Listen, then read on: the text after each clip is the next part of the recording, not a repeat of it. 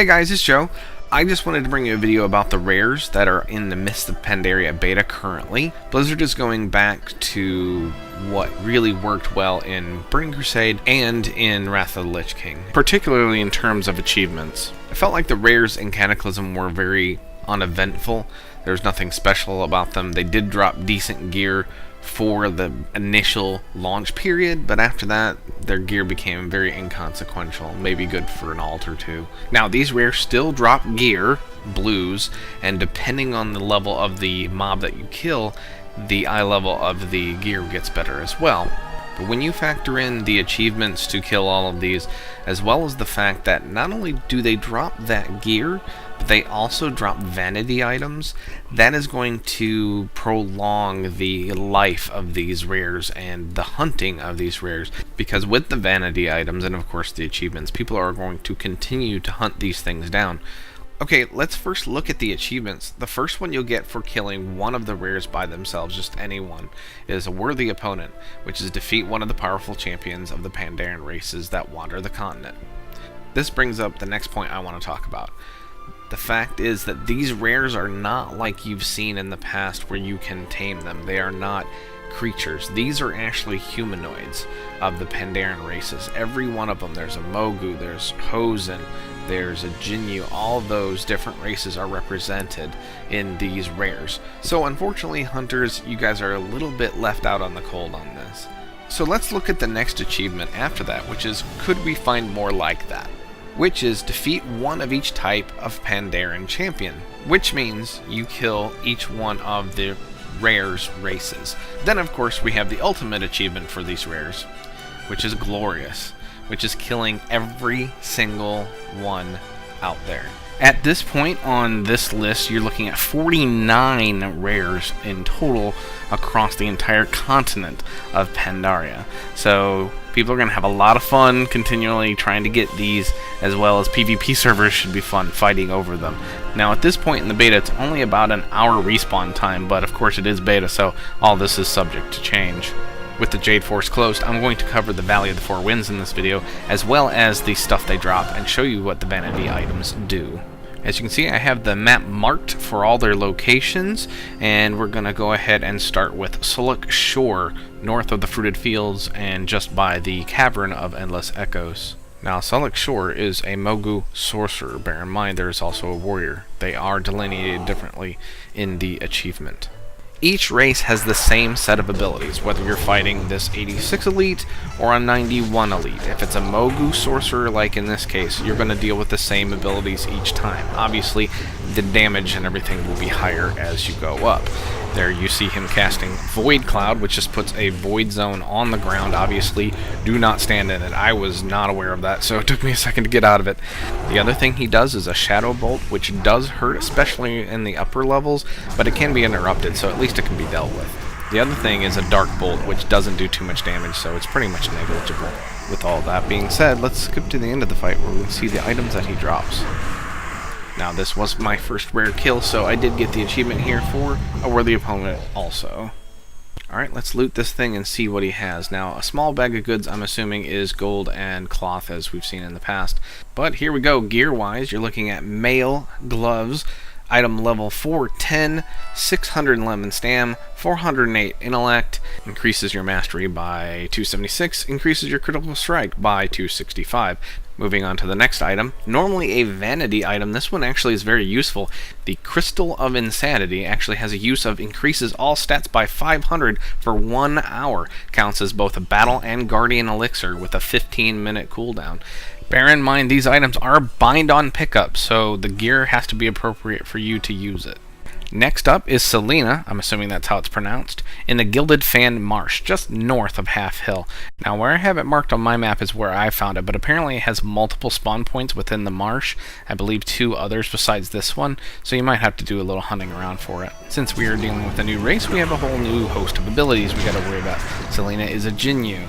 First ability you're seeing here is called Rain Dance. It's a channeled AoE in which he's going to throw these blobs of water all over the place. You can just avoid it like I'm doing, but what I didn't know is that you can actually interrupt it. You can't interrupt it when he's casting it, but once he starts channeling, once it's in the process, you can actually interrupt it. Next big ability is called Torrent. This is another channeling ability, but it goes directly on you, and it will take 25% of your HP every second, so you have to interrupt it or use cooldowns or you're dead. Third ability is called Water Bolt. While it doesn't do any significant damage, you can interrupt it. Just make sure you have another interrupt ready for Torrent when that comes up. If you know you won't, just save it for Torrent and just soak the Water Bolt. And as before, let's cut to the end so we can see what this guy drops. Alright, let's take a look. We have the small bag of goods and an overgrown lily pad. Now this says grants 1 druid ability based on class and combat role. So this basically gives you symbiosis.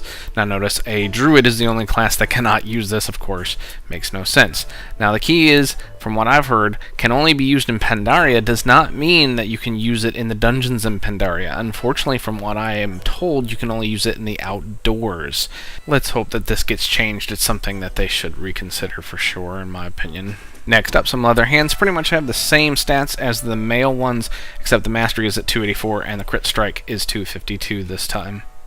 Alright, next up we head east, going over to right where you cross over into the Valley of the Four Winds from the Jade Forest for Nasra Spothide. There's a bridge that leads over to the Thunderfoot Acres. She is under a pagoda just before that. Alright, anybody that has played a monk in the beta will be familiar with some of these moves. Right off the bat, she's going to come up here with a spinning crane kick, which cannot be interrupted. It can be stunned or CC'd once it's actually been channeled, but otherwise you'll just have to avoid it like I'm doing here. The other main ability you'll have to be aware of is Healing Mist. That can be interrupted, no problem. Just have to make sure you're watching for the cast. Now the one ability you will not see here in this particular fight for me is called Chai Burst. That is a burst of energy that will hit you if you're outside of 15 yards. It also hits exceedingly hard, so stay within that 15 yards as a ranged. If you have to run to get away from the spinning crane kick, just make sure you get right back into that 15-yard range before she has a chance to shoot it at you. Alright, again, let's cut to the end and see what she drops. Got an additional ad on that one, didn't mean that, but whatever. Seed of Tranquil Growth. It's a trinket, summons a tranquil sprout, I think that's misspelled, to heal you for 10 minutes. Can only be used outdoors, so apparently no dungeons. Next up are the Grower's Gloves, which are the same leather gloves we just saw, so I wonder if the gear has a shared loot table. I know the trinkets are specific to each boss, but I can't be certain about the gear. Next up is Salian War Scout. He patrols the river right there east of the Silken Fields. I have his entire patrol marked here on the map, so if you need to hunt him down, that's where to find him. Just to make it clear on the map, it does show him crossing the river. As you can see, he was just doing it when I came by, so he does swim across, so keep an eye out in the river and on either bank. Now, he is a race called a Saurok, and he has several abilities. The main one you need to keep in mind is he has a Vanish. If you hit him as soon as he stealths after the Vanish, you'll be fine. But if you do not, he will come out with something called Smoked Blade, which gets very, very nasty. Usually you can avoid it just like a spinning crane kick or whatever, but as you can see I took some pretty serious damage from it since I didn't hit him after he stealth. The other ability he does is called a Vicious Rend. It just stacks and does damage over time. Not a ton you can do about that one, just kill him quicker, I guess. And another ability you won't see here is called Grappling Hook, because it is used on ranged players that are more than 20 yards away. So obviously you want to stay within that range so you don't have to deal with that situation. Alright, let's skip to the end and see what this guy drops. Alright, and dead, and let's take a look here and see what we got. Let's see. Cloth Gloves, 611 stam, 408 intellect, seems to be standard. Increases crit strike 206, increases your haste by 310. Not bad. Hope you clothies like that. And let's see, the Sailen Battle Banner. Use Blend into the shadows for 1 second and summon the Sailen War Scout, just like this guy. The War Scout will draw the attention of the nearby monsters and run into the distance. Oh, so he stealths and vanishes, run away. Okay. Can only be used outdoors in Pandaria, so there's some very specific details there. Alright, we're going to go and head over to Black Hoof, who is just north of the Storm Stout Brewery. Black Hoof starts off with rushing charge because I am outside the 20-yard range. So again, if you are a caster or a ranged, stay within that 20 yards. Of course, unless you have to run away from this, which is his Stomp. Simple AoE, it does stun you, but you can get away from it pretty readily, as you saw. Unfortunately, there I grabbed mad. Whoops. Next ability is his Bellowing Rage, which increases his damage, but also slows his movement. Now, I just circumvented it by sicking my trees on him. But otherwise, you can just run away, and as he slowly comes towards you, you can wait for it to wear off, and then go back to DPSing him. And with that, that is all his abilities. Let's go ahead and cut to the end and see what this guy drops. Alright, got a little help from a shaman on that one. That was nice of them. Alright, so we got Grower's Gloves again, so apparently bad RNG is coming our way. Shared loot table is the only thing I can think of on those. And the Battle Horn. Blast a blaring horn, attracting enemies within 40 yards. So that sounds like a really nice tanking trinket, actually. Well, that's not even a trinket. So you could just use it whenever. Only has a 2-minute cooldown. Well, that will be very good for tanks. Nice that not only did we get vanity stuff, but we get some stuff that's pretty useful as well. Alright, next up we're going to go over to John Dar. He's hanging out in the ruins right over there by Nessingwary's Safari. Well, first thing you'll notice is that he appears to be a statue just sitting there. I couldn't even actually charge him, even though I had him targeted. I had to actually go up and hit him. I'm not sure why that was. Anyway, as you can see, John Dar is a Mogu. He's the warrior this time. And there goes his first ability, Devastating Arc. It's a 180-degree frontal attack, so obviously just get away from it. Next ability he's about to do is called Titanic Strength. It's a periodic enrage buff that does stack, though I didn't see that it really did too much damage to me, so I pretty much just ignored it. Next, he's going to summon a Quillen to assist him. Now this has very little health and doesn't really do much damage, so you can pretty much just kill it or CC it until it disappears. Alright, again, pretty straightforward. Let's go ahead and cut to the end so we can see what this guy drops. Alright, well, let's take a look here. March Song Gloves. The same mail gloves we got a while back. That RNG is definitely not our friend. Okay, the Terracotta Fragment summons a Terracotta Warrior to fight for you for 10 minutes, 1 hour cooldown. Very interesting. That could come in very handy, I would assume. Next up, we're going to head up to the Pakwin Hollow to see Bonobos. Now, the marker that I have, again, is where I found him, but apparently he has 2 other locations where he can spawn as well. Alright, as you can see, Bonobos is a Hosen, so we're going to get some nice monkey abilities. First one you're going to see is called Bananarang. I always want to say do-do-do-do-do. But anyway, anyway, Bananarang you want to avoid. He just throws a banana at you. Just get out of the way. The next one is disgusting, of course. Toss Filth. Apparently it increases damage depending on the elite level of the Hosen you're attacking at that time. The next ability you're seeing as he jumps around is called Going Bananas. Basically, he's going to just go crazy and jump all over the place. Avoid wherever he's going. Alright, that's all his abilities. Let's skip to the end and see what he drops. Again, getting a little help. Shadow Priest this time. I don't know. Must be liking me. Alright, small bag of goods. Magic Banana. Let's check out and see what that is. Toss a magic banana on the ground, which will trip up the first person to walk over it, with a 2-hour cooldown. That's vanity, alright. I'm not sure how interesting that'll be, but alright. Gloves of Barrow Spelunking. Leather gloves, agility, 408 agility, 611 stamina, 410 eye level. Increases haste by 295. Increases your mastery by 232. Finally, leather that is different than the others. And on to our 8th and final rare champion in the Valley of the Four Winds. We have Nalak the Ripper. Our first Mantid. He is just west of the Stone Plow Fields. You can see I have a circle there in a bit of a range because he does fly around in that area, so you will have to hunt him down a little bit. Alright, well, once I was able to pull him down with Fairy Fire, I tried to bring him into these NPCs and see if they would help me, but I don't think they actually ended up doing me any good. First ability you're going to see is Blade Fury. He's going to do a frontal cone. Let me tell you, that is nasty. Mantids are very tough to fight because of that. If you do not get out of the way, if you get touched by it at all, you're talking about a fourth of your health.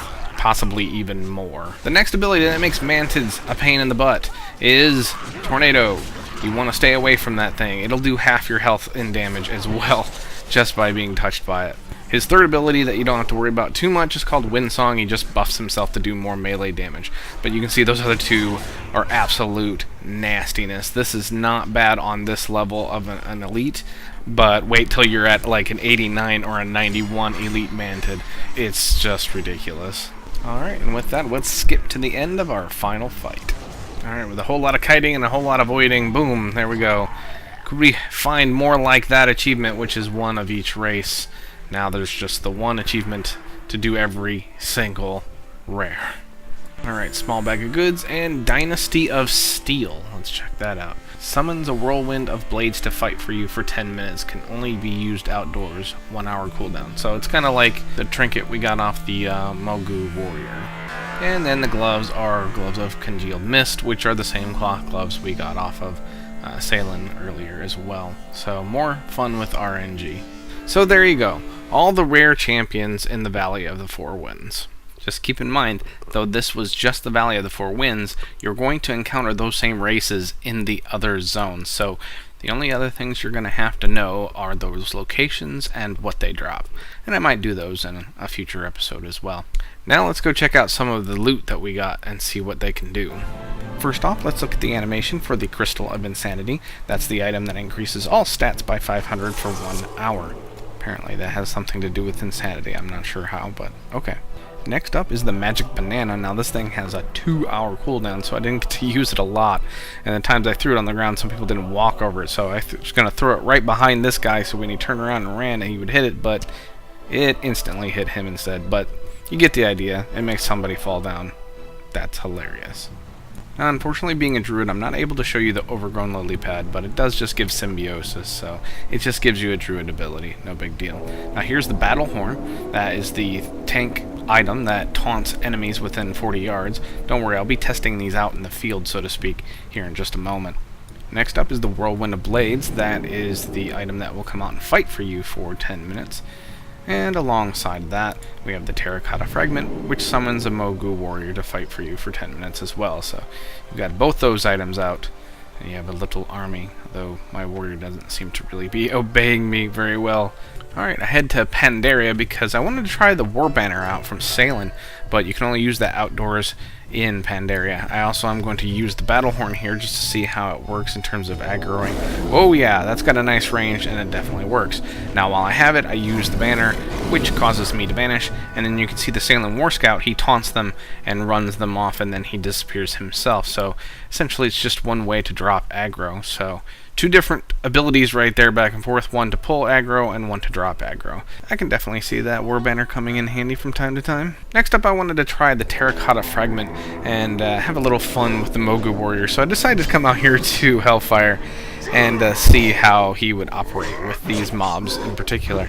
Level 62, normal, no big deal, but I was just curious what kind of a punch this guy would pack. So here I go, I summon him, and yeah, I aggroed a few of them, as you can see. He's pretty much one-shotting these things. Chasing them down. He does about 6k a swing. Look, he's running off and just destroying stuff I'm not even hitting or targeting. This guy's a maniac. Now, of course, I aggro and then bam. So yeah, about 6k, between 5-6k a swing. Look at him go! He doesn't even care! He has reckless abandon. He just kills it all. Now, keeping in mind, mobs out in the Valley of the Four Winds only have 150k health, so it's all relative when it comes right down to it, but still, he could come in pretty handy, especially if everyone in a group had him. Next up, while I was here, I decided to try the Seed of Tranquil Growth. It is a little sprout there that does heal you. Now, I was trying to take some damage from one of these to be able to have it heal me, and you can see it threw a quick heal on me, but it really didn't do it too often. It kind of sat there unless I was really low, so I had to take drastic measures. Nothing out here was going to hit me very hard, so fall damage, and there it goes. It does heal for about 30k every time it does heal. It's slow about doing it, so I guess that could come in handy questing or something like that. There it goes again, and bam. Next up, I decided to take the Dynasty of Steel for a spin. Sorry about the pun, I know I had to do it. You can see it's pretty much hitting the same at about 5 to 6k each time. It doesn't seem to be quite as assertive as the warrior, I would say, would probably be the phrase. It does get to the target eventually, but it seems to take its time. It doesn't have a charge like the warrior or anything, so I tried to take it up against a Fel Reaver, and it did hit the Fel Reaver for the 5-6k, and it just sat there. It would go, every once in a while when I moved it would hit again, but otherwise it just kind of chilled, and I was thinking it'd be much more fun to see what the warrior would do to a Fel Reaver, so let's check that out. Alright, here we go. My warrior against a Fel Reaver with no assistance from me. You can see, look at the health bar, dropping 5 to 6k a shot. He's not hesitating at all. He is just rocking this Fel Reaver. This would have been unbelievable back in the day. We would have thought somebody was hacking or something. This is hilarious. So 104k health on this Fel Reaver, of course, and that is nothing to this warrior because mobs, regular mobs in Valley of Four Winds have 50k more health. But he's not done. There's another mob over there. He's a crazy man. Alright guys, that is an extensive look at how Blizzard is handling the rares in Mist of Pandaria. I hope it was interesting, fun, and definitely informative. Even down the road, when this is live, without any major changes, this still could be a very handy guide for you. Anyway guys, like, comment, and subscribe, and as always, take care of yourselves.